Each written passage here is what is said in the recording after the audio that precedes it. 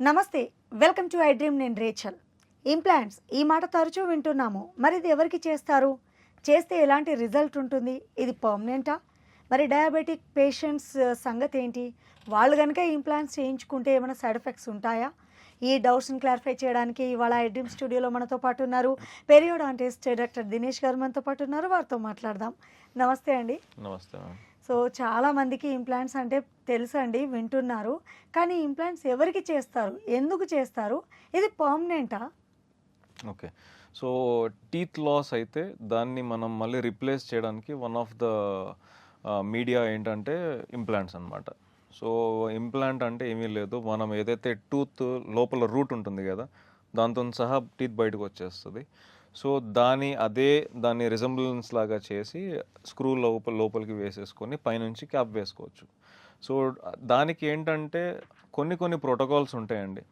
Age related limitations ఏమీ లేవు. Even anyone like preferably bone growth development అయిన తర్వాత ఇంప్లాంట్స్ వేసుకుంటే ఇంకొద్దిగా better. It's okay, there is know that like వేయకూడదు అనేది అయితే దేనికి లేదు. పర్మనెంటే, ఏదైనా సరే పర్మనెంటే. టూత్ ఏదైతే మనం కోల్పోతామో దాని ఎగ్జాక్ట్ ఫంక్షన్, దాని ఎగ్జాక్ట్ లుక్ని తీసుకొని రావడానికి చేసేది డెంటల్ ఇంప్లాంటేషన్. యూజువల్గా ఏంటంటే ఇంప్లాంట్స్ ఫెయిల్ అనేటివి depends on the bone patients criteria. So మనం చూస్తూ ఉంటాం, నీ సర్జరీస్ చేస్తూ ఉంటాము. ఓకే, సో దాంట్లో ఇంప్లాంట్స్ చేస్తూ ఉంటారు, హిప్ సర్జరీస్ చేస్తూ ఉంటారు, ఇంప్లాంట్స్ అంటారు. In the same way dental implants, body మనం ఒక ట్రీట్మెంట్ చేస్తున్నప్పుడు మీ బాడీ దాన్ని రిసీవ్ చేసుకోవాలి. If your body is not receiving it, we can't do anything. మనం ఎప్పుడైనా చూస్తూ ఉంటాం, పెద్ద సర్జరీస్ అయినప్పుడు డాక్టర్స్ అంటారు, ఒక 24 గంటలు అబ్జర్వేషన్లో పెడితే కానీ తెలియదండి అని చెప్తారు. ఎందుకనంటే ట్రీట్మెంట్స్ చేస్తాం.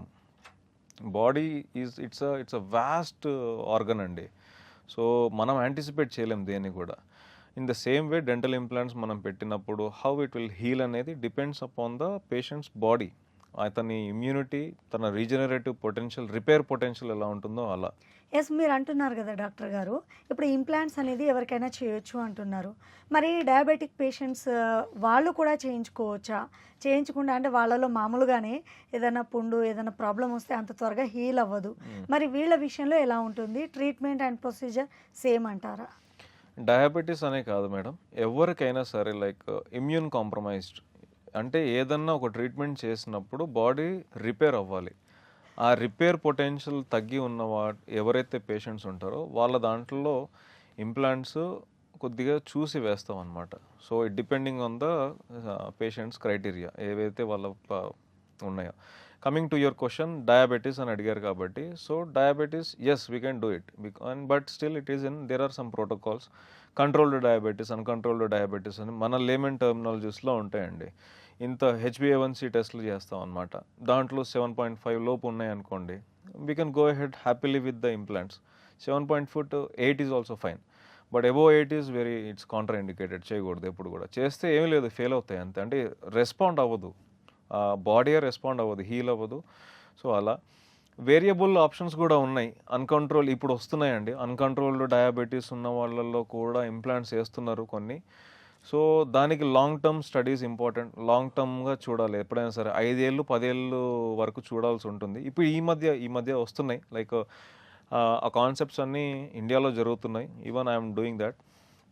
సో జైగోమా అంటాము, అంటే లైక్ డెంటల్ ఇంప్లాంట్స్ ఇక్కడే కాకుండా ఇక్కడ దాకా ఇంప్లాంట్స్ వేస్తారు, ఇంత పెద్దగా వస్తాయి అన్నమాట. సో ఈ బోన్ని బేస్ చేసుకొని ఇంప్లాంట్స్ వేస్తారనమాట. ఇక్కడ నుంచి ఇక్కడ దాకా రాడ్ వస్తుంది, దీంట్లో నుంచి పల్ సెట్ కట్టుతారనమాట. టెరిగాయిడ్స్ ఏమి మారదు మ్యామ్, ఏమి మారదు. బోన్ లోపలికి ఇలా పూడ్చుకొని ఉంటుంది అనమాట. అలా ఏమి ఉండదు, బోన్కి అటాచ్ అయిపోయి ఉంటుంది, ఫిక్సేషన్ అది. సో ఒక్కసారి మనం టైట్ చేసేస్తాము, అలా ఫిక్స్ అయి ఉంటుంది. పళ్ళ సెట్లు పెట్టేస్తారు.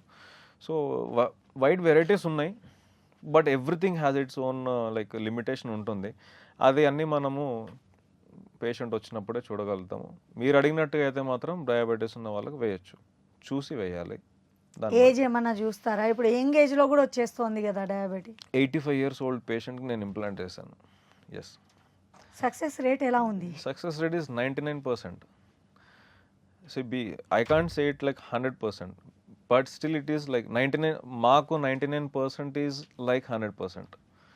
బట్ సో అదనమాట.